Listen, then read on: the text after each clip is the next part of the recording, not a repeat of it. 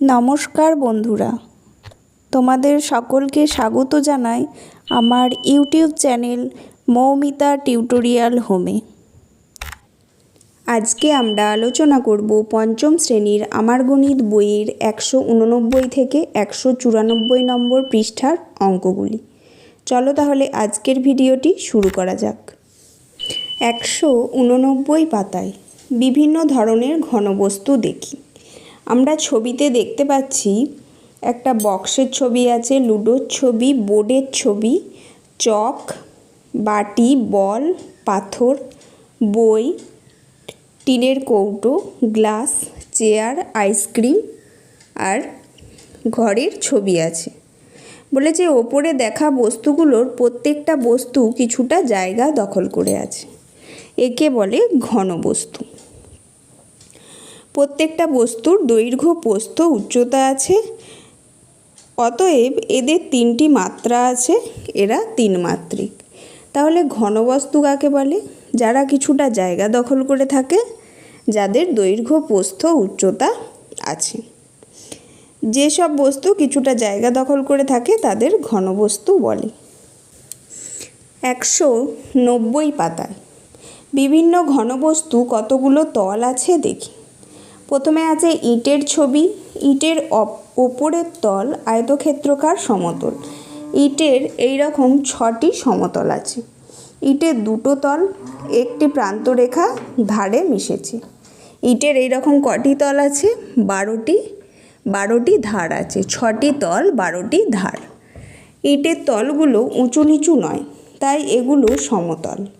কিছু ভাঙা পাথরের উপরিতল উঁচু নিচু, তাই এগুলো বক্রতল। তাহলে সমতল কোনগুলো? যেগুলো সমান, তলগুলো সমান। আর বক্রতল, উঁচু নিচু তলগুলো বক্রতল বলে। ইটের একটি আয়তাকার তলে 4টি শীর্ষবিন্দু আছে। একটি ইটের তাহলে একটি তলে যদি 4টি শীর্ষবিন্দু থাকে, মোট কটা শীর্ষবিন্দু হবে? মোট 8টি শীর্ষবিন্দু হবে। এবার বলেছে নিজে করো। ঘনবস্তুর উদাহরণ: বই আর বাক্স। কটা তল থাকে? 6টি। তলগুলি সমতল। প্রান্তরেখার সংখ্যা 12টি। শীর্ষবিন্দুর সংখ্যা 18টি। ইটের প্রতিটি তল আয়তাকার ও তলগুলো তার পাশের তলের সঙ্গে সমকোণে নত থাকে, তাই এই আকৃতির ঘনবস্তুকে আয়তঘন বা সমকোণ চৌপল বলে। তাহলে আমরা এখানে এই পাতায় শিখলাম আয়তঘন বা সমপল চৌপল কাকে বলে, সমকোণী চৌপল কাকে বলে। বিভিন্ন আয়তঘনের উদাহরণ: বই, ইট, বাক্স ইত্যাদি। আবার দেখি লুডোর ছক্কার প্রতিটি তলই বর্গক্ষেত্রাকার। এগুলিকে বলে ঘনক। ঘনকেও পাশাপাশি দুটি তল 90 ডিগ্রি কোণ করে থাকে। এবার নিজে করে বলেছে ঘনকের উদাহরণ: লুডোর ছক্কা। কটা তল? 6টা। ধার কটা? 12টা। শীর্ষ বিন্দু কটা আছে? 8টি। তলের ধরন সবগুলোই সমতল। 191 পাতায় ফুটবলের একটি মাত্র তল আছে। এটি হচ্ছে বক্রতল। ফুটবলের আকারের ঘনবস্তুর নাম গোলক। এরকম গোল মতো ঘনবস্তু একে বলে গোলক। এবার অর্ধগোলক কাকে বলে? বাটি। বাটির ছবি দেওয়া আছে, দেখো। উপরি অংশ গোল সমতল এবং নিচের অংশ বক্রতল।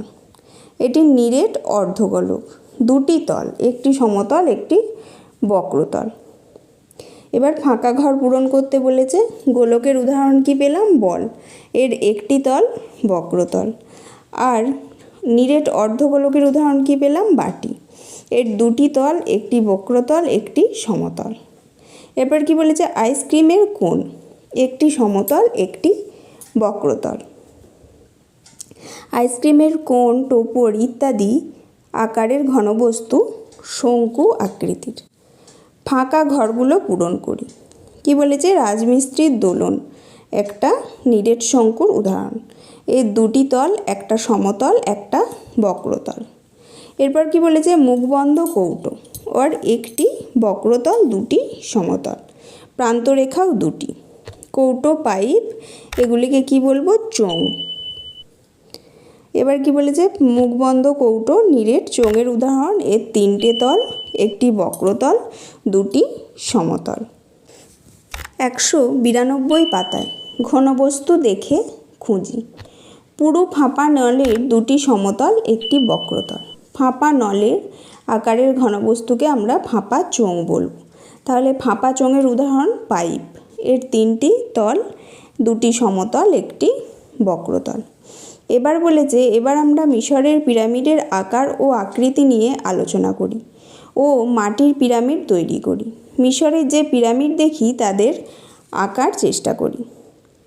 পাশে ছবিতে দেখো দেয়া আছে, মিশরের পাশের ছবিতে দেখি ভূমি বা তলদেশ কীরকম চতুর্ভুজের মতো, আর 4টি পার্শ্বতল আছে। দেখো পার্শ্বতলগুলো ত্রিভুজের মতো। পার্শ্বতলগুলোর অগ্রভাগ ক্রমশ সরু হয়ে একটি বিন্দুতে মিশেছে।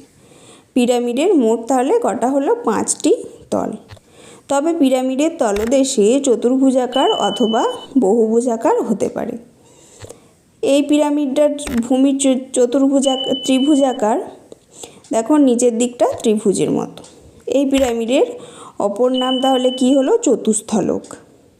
চতুস্থলকের 4টি তল, তলদেশ 1টি, পার্শ্বতল 3টি।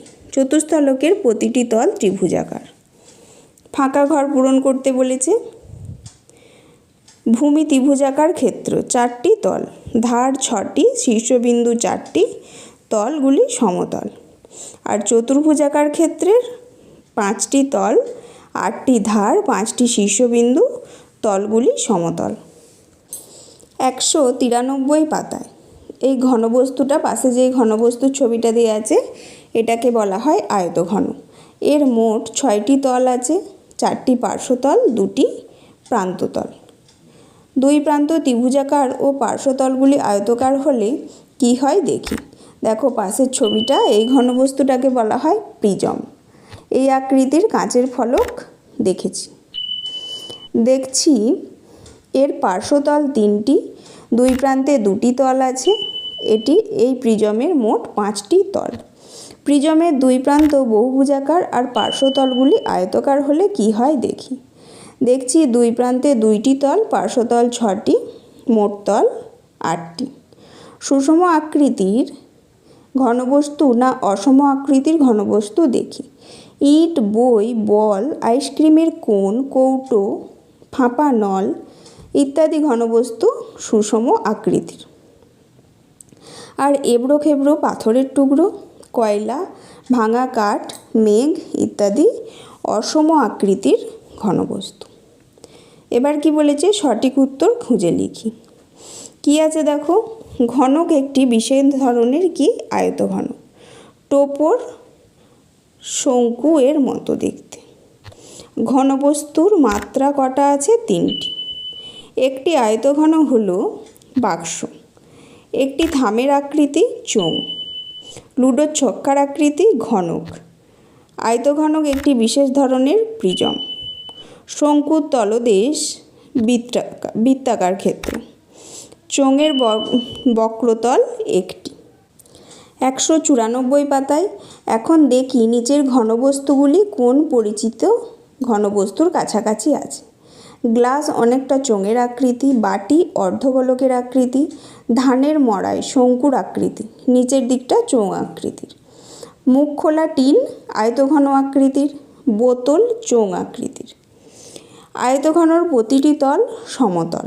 আয়তঘনর প্রতিটি তল তার পাশের তলের সঙ্গে 90 ডিগ্রি কোণ করে আছে। ঘনকের প্রতিটি তল সমতল। ঘনকের 2টো উদাহরণ, লুডোর ছক্কা, আইস কিউব। 5 আছে গোলকের একটি বক্রতল। প্রিজমের পার্শ্বতল আয়তকার বা বর্গাকার হয়। পিরামিডের পার্শ্বতল সর্বদাই ত্রিভুজাকার। গ্লাস একটি অসম ঘনবস্তু, মার্বেল একটি সুষম ঘনবস্তু, গোলকের 3টি মাত্রা আছে। এবার বলে যে চেষ্টা করে লিখি। ঘনবস্তু কাকে বলে উদাহরণ দিই, আর 2 আছে আমরা দেখি কয়েকটি ঘনবস্তুর নাম লিখি।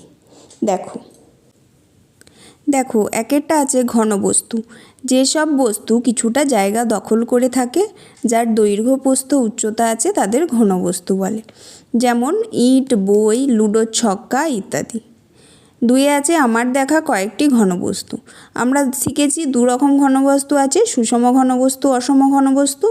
তাহলে ইট, বই এগুলো সুষম ঘনবস্তু, গ্লাস, পাথরের টুকরো, মার্বেল ইত্যাদি অসম ঘনবস্তু। আজকের ভিডিওটি এখানেই শেষ হলো। যদি ভিডিওটি ভালো লেগে থাকে অবশ্যই চ্যানেলটিকে সাবস্ক্রাইব করুন এবং এই ধরনের আরও ভিডিও পেতে কমেন্ট করুন।